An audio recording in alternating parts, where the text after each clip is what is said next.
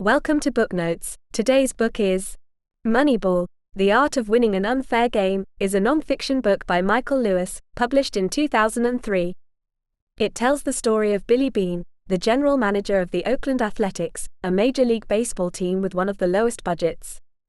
The book begins by alternating between Billy Beane's story as a young player in the 1980s and the year 2002, when most of the book takes place. Beane was a sports star in high school and signed with the New York Mets right after graduation. Despite his promising start, his career was rather disappointing. In 2002, Beane was the general manager of the Oakland A's. The book introduces the basic tension between the approach of the old-school baseball scouts and Beane's method. Beane adopted an unconventional approach known as sabermetrics, a method of statistical analysis that no other team had ever heard of. The book details the work of baseball writer and analyst Bill James, who developed sabermetrics. He started with a self-published newsletter in the 1970s and built a following over a decade, publishing his baseball abstract each year, in which he analyzed the game using statistics. Beane and his team used sabermetrics to identify players who were undervalued in the market, those receiving lower salaries relative to their ability to contribute to winning, as measured by these advanced statistics.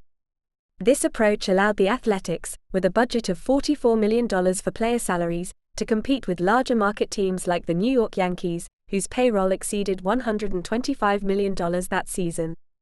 The book also explores how the A's evaluated prospects. Sabermetricians argue that a college baseball player's chance of MLB success is much higher than a high school draft pick. Beane maintained that high draft picks spent on high school prospects, regardless of talent or physical potential as evaluated by traditional scouting, were riskier than those spent on more experienced college players. Moneyball is not just a book about baseball, it's a book about how to use data and statistics to gain a competitive edge in any field. It challenges the traditional wisdom of baseball insiders and shows how a different approach can lead to success, even in the face of financial constraints. Today, a lot of sporting clubs use the Moneyball approach from Brentford to Liverpool. Here are the key takeaways from Moneyball, The Art of Winning an Unfair Game, are as follows. 1. Innovation and resilience. The book is a lesson in innovation, resilience, and the power of thinking differently. It shows how the Oakland Athletics used a practical, science-based system to beat bigger, richer teams over several seasons. 2. Value of data and statistics. The book emphasizes the importance of data and statistics in decision-making.